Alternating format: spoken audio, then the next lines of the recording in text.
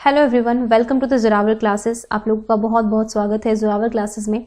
और अपने next 10 questions को हम कंप्लीट करेंगे। और अगेन ये क्वेश्चन जो है एक स्टूडेंट ने सेंड किए हैं और उन्होंने काफ़ी अच्छे क्वेश्चंस ढूंढकर सेंड किए हैं। और हमारे पास आंसर की तो है नहीं, लेकिन हम इन क्वेश्चंस को सॉल्व करने की कोशिश कर रहे हैं। मतलब बेस्ट आंसर जो हो सकता है मैं आपको फ्रॉम ऑथेंटिक सोर्सेज वही दे रही हूँ। मतलब जो ऑथेंटिक बुक्स मैंने पढ़ी हैं, जो ऑथेंटिक नॉलेज मेरे पास है, उसके बेस पे ही मैं आपको बेस्ट आंसर्स बता रही हूँ। लेकिन अगेन मैं कहना चाहूँगी, कुछ एक आध क्वेश्चन में अगर वेरिएशन हो तो आप माइंड ना करें, आप खुद भी सर्च करें, क्योंकि ये चीज़ आपके लिए बहुत बेनिफिशियल होगी, है ना। क्योंकि डिफिकल्ट क्वेश्चन होते हैं, चैलेंजिंग क्वेश्चन होते हैं, तो हमें चैलेंज एक्सेप्ट करना चाहिए। चलिए तो क्वेश्चन 1 की तरफ बढ़ते हैं।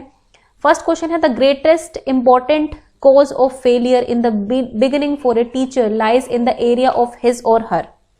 तो एक शिक्षक के लिए शुरुआत में विफलता का सबसे बड़ा कारण उसके किस क्षेत्र में निहित होता है, ये आपको बताना है। इंटरपर्सनल रिलेशनशिप्स, यानी कि उसके अंतर व्यक्तिगत संबंध जो होते हैं दूसरों के साथ। कम्युनिकेटिव एबिलिटी, यानी कि उसकी संचारी क्षमता या संचार करने की जो क्षमता होती है। या ऑर्गेनाइजेशनल एबिलिटी, संगठनात्मक क्षमता जिसको कहते हैं वो। या फिर personality and its ability to relate to the class and to the pupils. तो greatest important cause of failure बताना है बिगिनिंग में क्या होता है टीचर का, उसके किस क्षेत्र में होता है विफलता का कारण। शिक्षक के लिए शुरुआत में अगर वो विफल हो जाए तो क्या होना चाहिए। तो देखिए, अंतर्व्यक्तिक संबंध होते हैं, वो किसी के साथ कैसे समायोजन कर पाता है, मतलब जो भी उसके साथ इंटरेक्ट करते हैं लोग, उनके साथ कैसे, उनके पर्सपेक्टिव को कितना समझ पाता है, कितना नहीं, उनके साथ समायोजन करके कैसे चलता है। कम्युनिकेटिव, मतलब कम्युनिकेटिव स्किल्स कैसी हैं। एबिलिटी अगर अच्छी नहीं है तो मतलब वो फेलियर का कारण बन सकता है।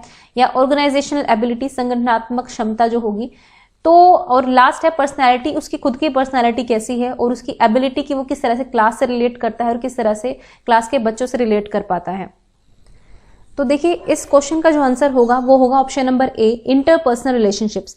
ऐसा क्यों बोल रही हूं, क्योंकि इंटरपर्सनल रिलेशनशिप जो बच्चे की और टीचर के बीच में होंगी, टीचर जो अपने बच्चों के साथ पर्सनल रिलेशनशिप स्थापित करेगा, उसमें बहुत सारी चीजें आती हैं। तो किस तरह से वो बच्चों के साथ डील करता है, किस तरह से उन्हें इंपॉर्टेंस फील कराता है, किस तरह से उनके लिए हेल्दी एनवायरमेंट क्रिएट करता है through communication skills and all, तो ये सब इंटरपर्सनल में आता है। जो ऑप्शन नंबर डी है, personality and its ability to relate to the class, and ये इंटरपर्सनल स्किल का ही पार्ट बन जाएगा कि वो किस तरह से बच्चों के साथ समायोजन करता है, वो उसकी इंटरपर्सनल स्किल्स की ही टैक्टिक्स होती हैं। अगर टीचर यहां पर ही फेल हो जाता है, वो बच्चों को इजी नहीं कर पाया, प्लीज ही नहीं कर पाया, दैट मीन्स कि उसकी इंटरपर्सनल जो रिलेशनशिप्स हैं वो अच्छी नहीं होंगी, और वहीं से उसका फेलियर होना स्टार्ट हो जाएगा। तो option number A is the correct answer here. Next देखते हैं, a teacher is being trained in public speaking and debate, which of the following characteristic is not expected to develop in the child।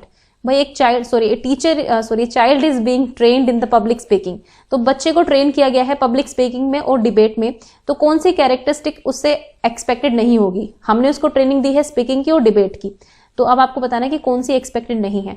Concept, control over emotions, using language creatively, voice modulation.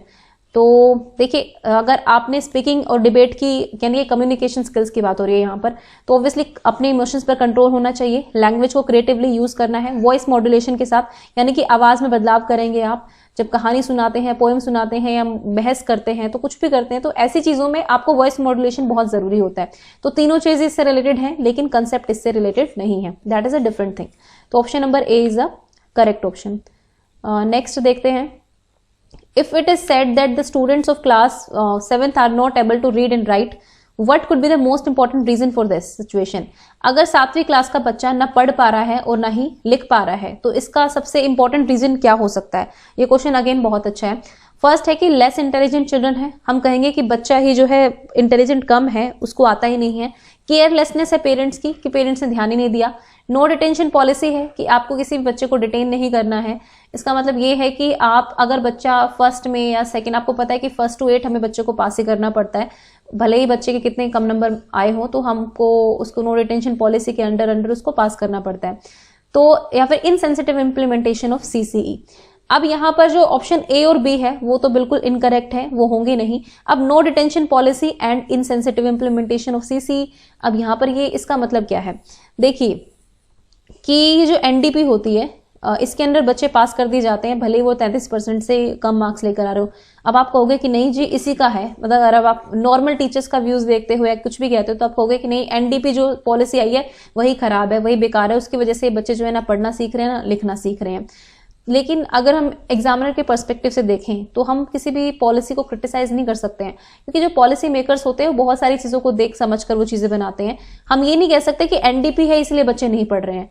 यहाँ पर fault किसका निकालेगी सरकार की, teacher क्या कर रहा है फिर क्लास में। टीचर के पास अगर इतने बच्चे हैं तो उनको पढ़ाना है ना उन बच्चों को, भले ही उसकी बच्चों को पॉजिटिवली मोटिवेट करना है, पेरेंट्स को मोटिवेट करना है कि वो उनसे काम करवाए जो भी है। तो यहाँ पर हम नो डिटेंशन पॉलिसी को नहीं देंगे दोष, हम यहाँ पर ऑप्शन नंबर डी को सही मानेंगे। क्यों? क्योंकि आपने इंप्लीमेंटेशन ही नहीं किया सीसी का, इनसेंसिटिव वे में किया है, यानी कि आपने संवेदनशीलता रखी ही नहीं सीसी के प्रति कि किस तरह से उसका असेसमेंट किया जाना है, किस तरह से उसका फॉर्मेटिव असेसमेंट लेना है, फिर समेटिव असेसमेंट लेना है। इस तरह से इतनी सारी चीजों में बच्चा अगर करेगा तो ऑब्वियसली वो तो पास होना चाहिए ना, आपको उस लेवल तक लेकर आना है बच्चे को। तो हम यहाँ पर ऑप्शन नंबर डी को सही मानेंगे, मतलब इस क्वेश्चन का आंसर होगा ऑप्शन नंबर डी। आप नो डिटेंशन पॉलिसी को डायरेक्ट क्रिटिसाइज नहीं कर सकते कि उसकी वजह से बच्चा ना पढ़ पा रहा है ना लिख पा रहा है। हम वैसे गवर्नमेंट जब भी इस तरह के एग्जाम होते हैं ना तो किसी भी गवर्नमेंट पॉलिसीज को आप कभी भी डायरेक्टली क्रिटिसाइज ना करें, क्योंकि वो नेगेटिव इंपैक्ट जाता है। ओके, मतलब ये मेरा एक पर्सनल ओपिनियन आप लोगों के लिए। नेक्स्ट है, in the modern era of fast technological advancement what could be the most serious side effect. मतलब ये जो टेक्नोलॉजी का एडवांसमेंट हो रहा है, आर्टिफिशियल इंटेलिजेंस आ रहा है, हम ऑनलाइन एजुकेशन ले पा रहे हैं, इन सब चीजों से सबसे ज्यादा सीरियस साइड इफेक्ट क्या होगा हमें ये बताना है। ठीक है, फायदे तो हैं ही अपने, लेकिन नुकसान क्या हो सकता है सबसे सीरियस। Role of teacher would vanish, की शिक्षक की भूमिका खत्म हो जाएगी, क्लासरूम्स बोरिंग हो जाएंगे, लर्निंग बहुत डिफिकल्ट होगी, या फिर मोरल वैल्यूज नहीं रहेंगी। तो देखो बोरिंग क्यों होंगी क्लासरूम, बच्चों को तो ऑनलाइन एजुकेशन अच्छी लगती है, मतलब ठीक है डेली नहीं लगती है, लेकिन अगर आप ऑनलाइन जितने भी एड्स होते हैं उनका यूज करके देखो बच्चों को वो इंटरेस्ट करता है, तो बोरिंग तो नहीं कह सकते हैं हम। सिर्फ ये एक रीजन नहीं होगा, मोस्ट सीरियस की बात हो रही है यहाँ पर। Learning would be become difficult, तो डिफिकल्ट तो नहीं, ये चीजें टेक्नोलॉजी कहीं ना कहीं आसान बना रही है लर्निंग को। अब यहाँ पर हमें मोस्ट सीरियस साइड इफेक्ट बताना है, तो मेरे अकॉर्डिंग बी और सी तो बिल्कुल नहीं होगा। अब है D, moral values would get eroded, या फिर रोल ऑफ टीचर। तो अगर आप मोस्ट सीरियस पे देखें तो आप देखेंगे कि अगर आप सिर्फ टेक्नोलॉजी पर ही बेस्ड रह जाएंगे तो कहीं ना कहीं यहाँ पर टीचर का जो रोल है वो खत्म होता चला जाएगा, वो खत्म हो जाएगा एक दिन।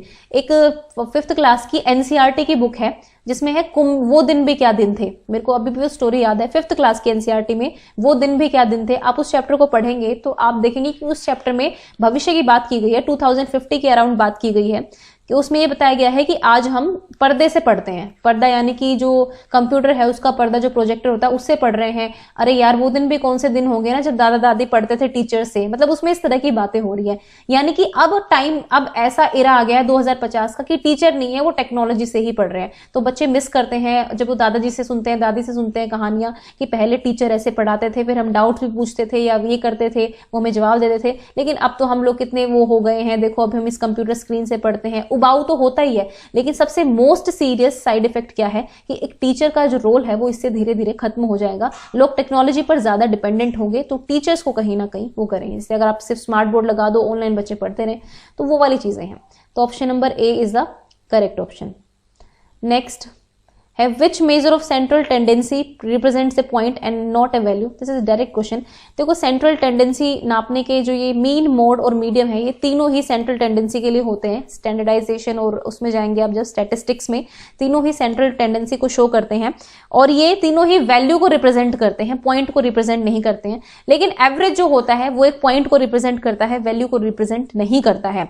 जो ये देखिए, वैसे मीन और एवरेज हम एक ही मानकर चलते हैं, लेकिन स्टैटिस्टिक्स की बात करें तो इनका मीनिंग थोड़ा डिफरेंट होता है। हालांकि दोनों का एवरेज ही होता है, लेकिन मीन जो है वैल्यूज में बात करता है, एवरेज जो है वो एक जस्ट पॉइंट है। तो option number D is the correct option. ठीक है, अगर आपने थोड़ी बहुत स्टैट्स पढ़ी हैं तो थोड़ा सा आपको क्लियर हो जाएगा यहाँ पे। नेक्स्ट है, if the students are classified on the basis of intelligence level, the average group will comprise of।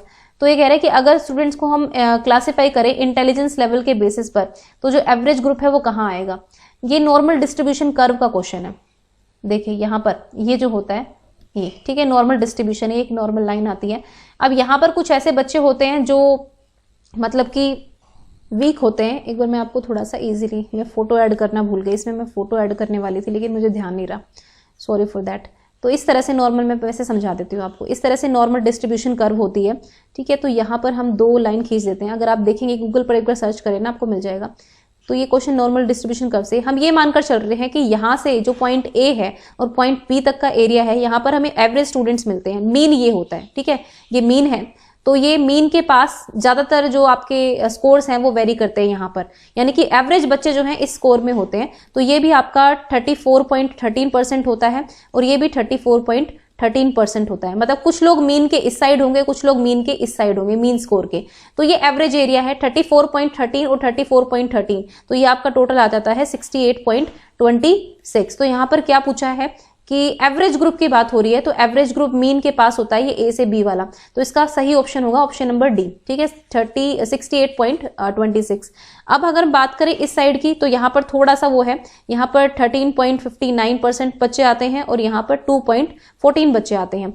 ये वीक बच्चों में आते हैं, जबकि इधर वाले बहुत ब्राइट या हाईली गिफ्टेड बच्चे हो सकते हैं। इसमें भी 2 लाइन है, 13.59 और यहाँ पर है 2.14। ये पूरा स्टैंडर्ड डेविएशन का खेल होता है। खैर उसके मैं डिटेल में नहीं जाऊंगी क्योंकि मैं समझा नहीं सकती अभी यहाँ पे, है ना। ये डीएसएसबी में बहुत पूछा जाता है ये क्वेश्चन, स्टैंडर्ड डेविएशन वगैरह बहुत डिटेल में पढ़ना पड़ता है। तो यानी कि ये जो है ये एवरेज बच्चों का रिकॉर्ड होता है यहाँ पर, कि मोस्टली बच्चों के स्कोर, अगर आप 40 बच्चों का टेस्ट ले रहे हैं तो देखिए ये नॉर्मल डिस्ट्रीब्यूशन कुछ नहीं है, मैं बताती हूँ क्या है। अगर आप 40 बच्चों का टेस्ट ले रहे हैं क्लास में, तो जो आप बच्चों के नंबर आएंगे ना, आप उनको इस नॉर्मल डिस्ट्रीब्यूशन कर्व पे जब वेरी करेंगे, तो आप देखेंगे कि मोस्टली बच्चे जो होंगे वो इस कैटेगरी के अंदर होंगे। कुछ होंगे जो यहाँ होंगे, कुछ होंगे जो यहाँ होंगे। हम ये मानकर चलते हैं कि अगर आपका जो टेस्ट है वो एक नॉर्मल प्रोबेबिलिटी कर्व बता रहा है, उसके स्कोर जो है इस तरह के कर्व बना रहे हैं, दैट मीन्स कि आपका स्कोर जो टेस्ट है वो काफी वैलिड होता है। ठीक है, ये हम मानकर चलते हैं। तो option number D is the correct option. Next है students respect their teacher primarily owing to his और हर।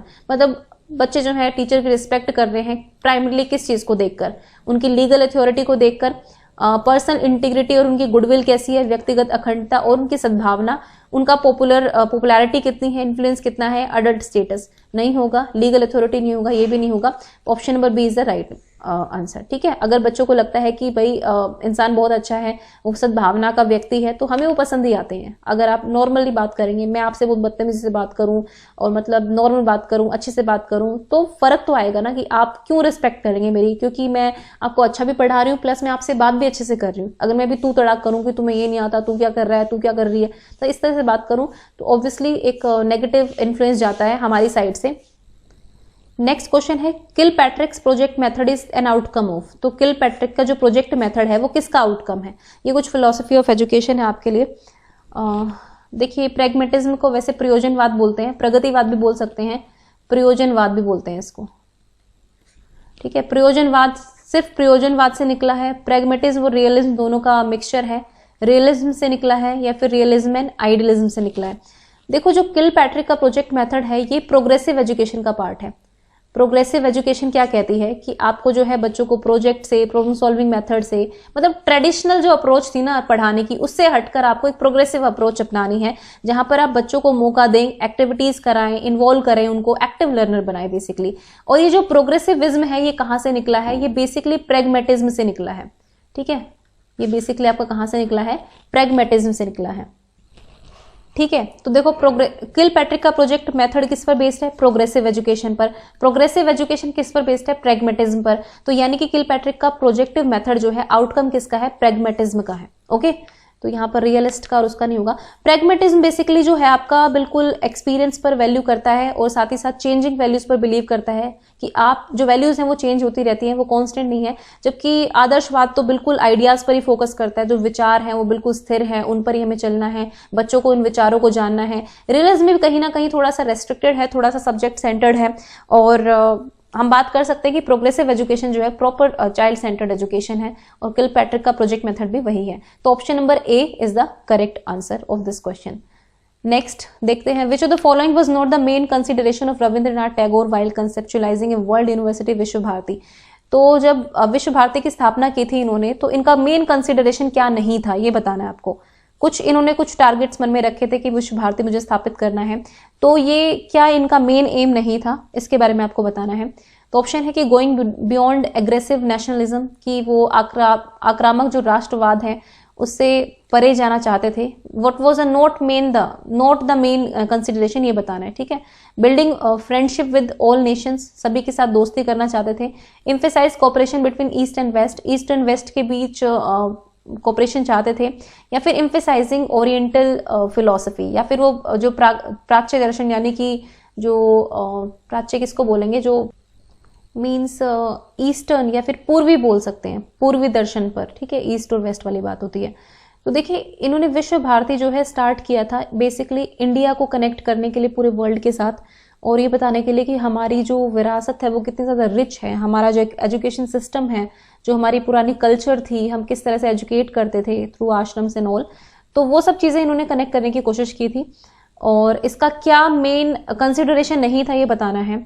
तो ऑब्वियसली एग्रेसिव नेशनलिज्म को ये थोड़ा सा कम करना चाहते थे, एक हेल्दी नेशनलिज्म की तरफ बढ़ाना चाहते थे हमें, तो ये तो होगा इसका आंसर। और ये काम नहीं कर रहा है, सॉरी, तो ये तो होगा इसका, आई मीन मिटा देती थोड़ा सा मैं, आपको क्लियर हो जाए। तो गोइंग बियॉन्ड एग्रेसिव नेशनलिज्म बिल्कुल जाना चाहते थे। Building friendship with all Nations, तो ये सब नेशंस के साथ फ्रेंडशिप करना चाहते थे, ऐसा कुछ नहीं था, ये कोई रीजन नहीं था इनका, ठीक है, ये इसका क्वेश्चन का करेक्ट आंसर होगा। कॉपरेशन चाहते थे कि ईस्ट और वेस्ट में थोड़ा कॉपरेशन आए, क्योंकि उस टाइम ब्रिटिशर्स का जो भी था तो चाहते थे कि कॉपरेटिवली हो, जो ईस्ट और वेस्ट वर्ल्ड है इन दोनों के बीच कॉपरेशन हो। और ऑब्वियसली जो पुराना दर्शन है, पूर्वी दर्शन है, उसको थोड़ा सा बढ़ाना चाहते थे, एम्फेसाइज करना चाहते थे। तो हम ईस्ट की उसमें आते हैं, आपको पता है वेस्ट कंट्रीज में जैसे अमेरिका और ये सब वेस्ट कल्चर जो हम कहते हैं ना, तो उन दोनों के बीच में थोड़ा सा रिलेशन लाना चाहते थे। तो option number B is the correct option. Next बात करेंगे क्वेश्चन नंबर 10 की, I mean that was the 9th question, yes. तो हम नेक्स्ट क्वेश्चन की बात करेंगे 10th क्वेश्चन की। Which philosophy of education termed the role of teacher as a mere guide and observer, तो कौन सी फिलोसफी कहती है कि टीचर का रोल सिर्फ एक गाइड का और एक ऑब्जर्वर का होता है, कि आपको गाइडेंस देनी है बच्चों को, वो अपना करते जाएंगे, ठीक है। तो यहाँ पर हमारे सामने है आदर्शवाद, रियलिज्म, नेचुरलिज्म और प्रेगमेटिज्म। तो देखिए आइडियलिज्म और रियलिज्म तो होगा नहीं, ये तो स्ट्रिक्ट डिसिप्लिनेरियन टाइप होते हैं कि सब्जेक्ट सेंटर्ड और टीचर सेंटर्ड फिलोसफीज हैं ये। अब नेचुरलिज्म और प्रेगमेटिज्म, तो नेचुरलिस्ट तो कहते हैं कि अब मतलब गाइड भी मत करो, अपने बच्चा अपने आप कर लेगा, वो नेचुरल कंसिक्वेंसेस की बात करते हैं। लेकिन जो प्रयोजनवादी हैं ये कहते हैं कि हमें बच्चों को जो है गाइड तो करना पड़ेगा, उनको ऑब्जर्व भी करना पड़ेगा। जबकि नेचुरलिस्ट जो है वो कहते हैं नेचुरल कंसिक्वेंसेस पर चलने दो, आप इंटरफेयर ही मत करो किसी चीज में। तो यहां पर होगा option number D is the correct option, कि प्रेगमेटिज्म कहते हैं कि एक टीचर को जो है गाइड और ऑब्जर्वर की तरह काम करना चाहिए। अब आई थिंक एक क्वेश्चन जो है हमसे मिस हो गया है, वो मैं कर ले लेती हूँ। नहीं, आई थिंक सारे कंप्लीट हो गए हैं इस question, I am so confuse today. तो ठीक है, आई थिंक 10 के 10 क्वेश्चन हो गए हैं। अगर फिर भी कोई क्वेश्चन ना कवर हुआ हो, आई मीन ये 10 क्वेश्चन ना हुए, कोई क्वेश्चन रह गया हो तो मुझे बता देना। मुझे ऐसा लग रहा है मैंने कर लिया है वो भी record, I am not sure about it. Anyways, thank you guys and keep watching the Zorawar classes, and please अपनी तैयारी भी जो है वो जारी रखें। Thank you.